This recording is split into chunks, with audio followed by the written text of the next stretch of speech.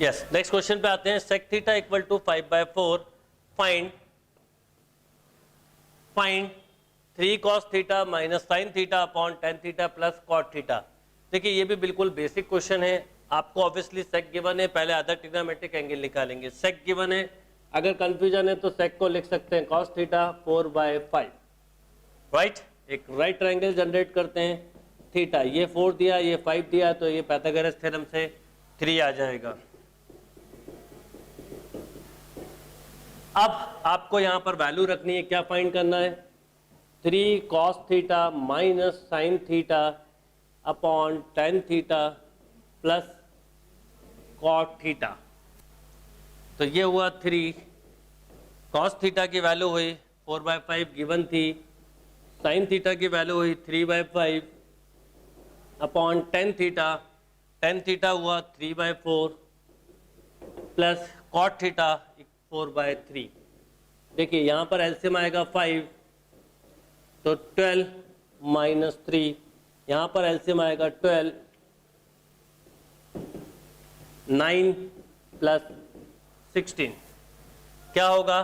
देखिए ये मिलेगा 9/5 25/12। ऑब्वियसली 12 ऊपर जाएगा तो 9 इंटू 12 अपॉन 25 इंटू 5, 12 9 जा इज 108 अपॉन 125। सेम अप्रोच था, ये आपको अलग से गिवन हो गया तो आपने इसको सॉल्व कर दिया। यस, नेक्स्ट क्वेश्चन पे आते हैं। tan theta equal to 5/12 find 3 sin theta plus 4 cos theta upon 4 sin theta minus 5 cos theta. Simple, sine 10 given है, मतलब परपेंडिकुलर अपॉन बेस गिवन है। हाइपोटेन्यूज निकाल सकते हैं। H square equal to 5 square plus 12 square 144 प्लस 25, H square equal to 169, तो H is 13, ये आ गया 13। अब सिंपल आपको क्या फाइंड करना है? 3 sin थीटा की वैल्यू हुई 5/13 प्लस 4 12/13 अपॉन 4 5/13 माइनस 5 12/13। अब देखिए इसका एलसीएम भी 13 आएगा, इसका एलसीएम भी 13 आएगा, तो क्या होगा? यहाँ लिख लेते हैं। ये हुआ 13, तो 5 3 जा 15 प्लस 12 4 जा 48 अपॉन इसका भी 13 आया, तो कितना हुआ? ये 5 4 जा 20, 12 5 जा 60, ये हो गया 30 से 30 कैंसिल, ये हो गया 63 अपॉन माइनस 40, तो फाइनल आंसर माइनस 63 अपॉन 40। ये बिल्कुल एलिमेंट्री टाइप है, इसमें आपको एक एंगल गिवन होगा, अदर ट्रिग्नोमेट्रिक टर्म दे के आपसे कुछ भी इवैल्यूएट करवाया जा सकता है। चलिए टाइप नंबर नेक्स्ट पे आते हैं। इसी में बिल्कुल basic question, in triangle ABC right angle at B, ये बहुत इंपॉर्टेंट है कि राइट एंगल कहाँ है। AB equal to 5 centimetre and BC plus AC equal to 25 centimetre. Find the value of cos A, tan A, sec A, cos sec A। देखिए क्या करेंगे, सबसे पहले एक राइट ट्राइंगल बनाएं और राइट एंगल एट B, तो यहाँ पर हम B पॉइंट ले लें, ये हो गया। अब इनको हम कुछ नहीं बोला A, और एक को हम नाम दे देते हैं C। अब देखिए BC और AC की वैल्यू मिला के दी है। अब AB कितना दिया है? 5, ये दिया है 5, और BC प्लस AC मिला के दिया है 25। अब आपको एक थ्योरम पता है, AC का square equal to AB square plus of BC square, right. अब आपके पास क्या क्या टर्म है वो देख लेते हैं। सबसे पहले एक AB गिवन है, तो AC का स्क्वायर इक्वल टू 5 का स्क्वायर 25। अच्छा, BC की वैल्यू निकालूं तो 25 माइनस ऑफ BC की निकालो 25 माइनस ऑफ AC का होल स्क्वायर।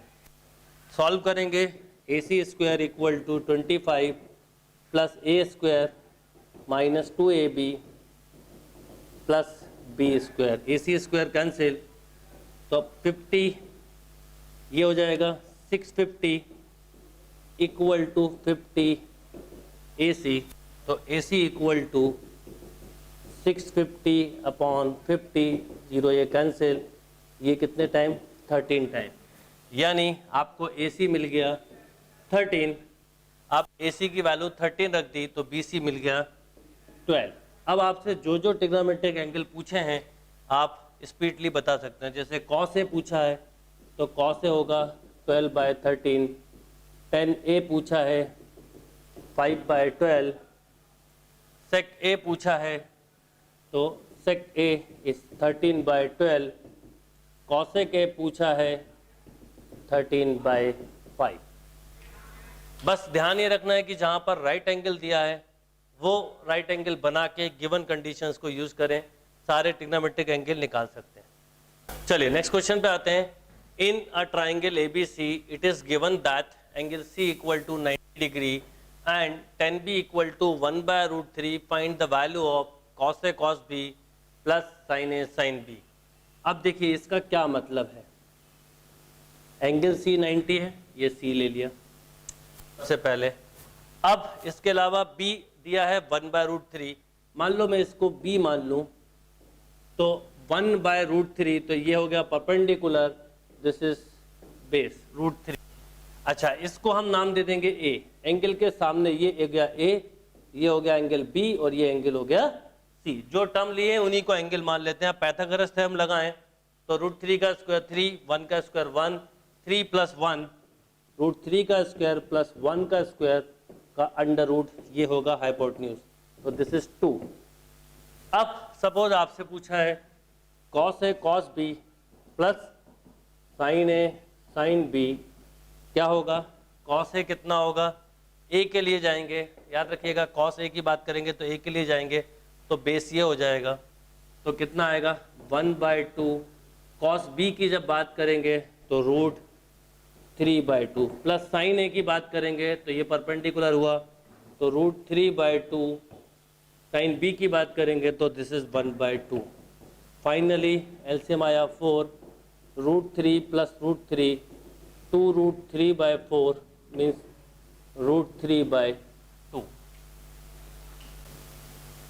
अब देखिए आपको गिवन है cos theta plus sec theta equal to 5/3, find the value of cos square theta plus sec square theta. बिल्कुल एलिमेंट्री बेसिक क्वेश्चन है, कुछ मत करिए। आपको एक चीज पता है cos theta into sec theta 1 होता है, तो हम इसकी स्क्वायरिंग कर देते हैं, squaring on both side, cos theta plus sec theta का होल स्क्वायर इक्वल टू 25/9।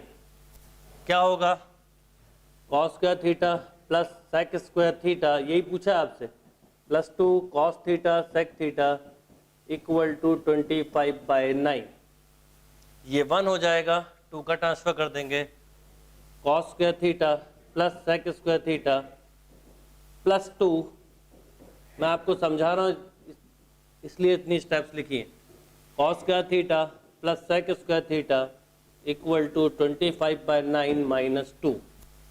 क्या होगा, एलसीएम 9 आया तो 25 माइनस 18 ऑब्वियसली 7/9। डायरेक्टली स्क्वायरिंग करिए, ये कंसेप्ट यूज करिए, एक स्टेप में क्वेश्चन सॉल्व होगा।